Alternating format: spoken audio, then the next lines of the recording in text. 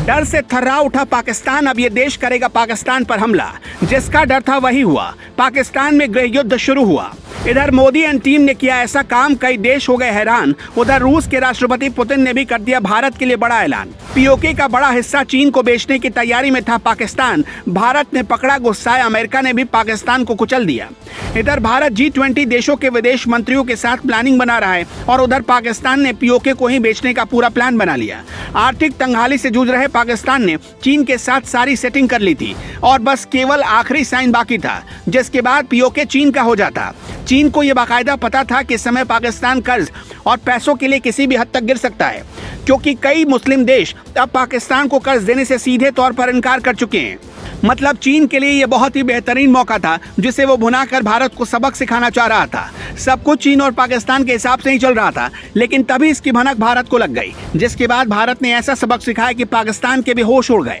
तुरंत इस मुद्दे को भारत ने कई देशों के सामने रखा, जिसके बाद अलग अलग देशों ने पाकिस्तान को जमकर खरी खोटी सुनाई। लेकिन खबर है कि आर्थिक तंगी से जूझ रहे पाकिस्तान के लोग अब यही चाह रहे हैं कि किसी तरीके से वहां शहबाज शरीफ सरकार को हटाया जाए। बताया जा रहा है कि इसलिए अब पाकिस्तान के लोग सड़क पर उतरकर सरकार के खिलाफ जबरदस्त प्रदर्शन करने में जुटे हैं। लगातार सरकार के खिलाफ गुस्सा बढ़ता ही जा रहा है, यानी कि अब कितने दिनों की शहबाज शरीफ सरकार वहां रहेगी कुछ नहीं कहा जा सकता। मौजूदा समय में पाकिस्तान की हालत ऐसी हो गई है कि वो अपने परमाणु हथियारों की भी नीलामी के बारे में सोच रहा है। यानी जो पाकिस्तान कभी दुनिया को परमाणु हथियारों का ध्वंस दिखाता था, अब जब भूखा मरने लगा तो उसे याद आया कि पैसे कमाने का केवल एक ही रास्ता बचा है कि अपने हथियारों को बेच दिया जाए। जब तक पाकिस्तान की हालत ठीक थी, तब तक उसके साथ चीन, सऊदी अरब और तुर्की जैसे देश जीने मरने की कस्में खा रहे थे। लेकिन जब से पाकिस्तान की हालत खस्ता हुई है, तब से कोई भी उसको फूटी आंख देखना पसंद नहीं कर रहा है। अमेरिका ने तो पहले ही साफ कर दिया था कि अब वो फूटी कौड़ी भी पाकिस्तान को नहीं देगा, क्योंकि उसके पास कर्ज चुकाने का कोई रास्ता बचा ही नहीं है। लेकिन ये इतना आसान नहीं था। प्रधानमंत्री मोदी ने दुनिया के देशों को ये दिखाया है कि कैसे भारत आने वाले सालों में गेम चेंजर साबित हो सकता है। इसलिए अब दुनिया के देश भी पाकिस्तान का साथ छोड़ने में ही अपनी भलाई समझ रहे हैं। जो कभी पाकिस्तान के दोस्त हुआ करते थे, वो अब मोदी के दोस्त हैं। यही वजह है कि पाकिस्तान चाहकर भी पीओके को अब बेच नहीं सकता है। लेकिन आर्थिक तंगहाली से घिरे पाकिस्तान के लिए अब बुरी खबर यह है कि अफगानिस्तान से उसके रिश्ते काफी खराब हो गए हैं। तालिबान की सरकार फूटी आंखों से भी पाकिस्तान को नहीं देखना चाह रही, क्योंकि पाकिस्तान लगातार अफगानिस्तान की जमीन पर घुसपैठ कर रहा है।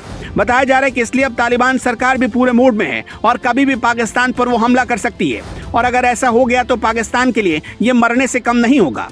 आपको बता दें कि कुछ ही दिनों पहले ही तालिबान सरकार ने मोदी सरकार की जमकर तारीफ की थी, जिसके बाद से ये कयास लगाए जा रहे थे कि अब भारत के इशारों पर कुछ बड़ा खेल पाकिस्तान में हो सकता है। मतलब इस समय पाकिस्तान के लिए कुछ भी अच्छा नहीं चल रहा।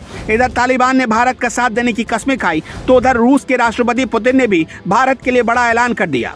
पुतिन ने फिर साफ किया कि लाख पाबंदियों के बावजूद वो अपने जिगरी दोस्त भारत को व्यापार में फायदा पहुंचाएगा। जब से लड़ाई शुरू हुई है, तब से रूस पर कई देशों ने आर्थिक प्रतिबंध लगाए हैं, लेकिन भारत ने रूस का हमेशा साथ दिया है। और जब दुनिया तेल और गैस संकट से जूझ रही है, तब भी मोदी ने रूस से सस्ता तेल खरीद कर दिखा दिया कि भारत किसी के आगे झुकने वाला नहीं है।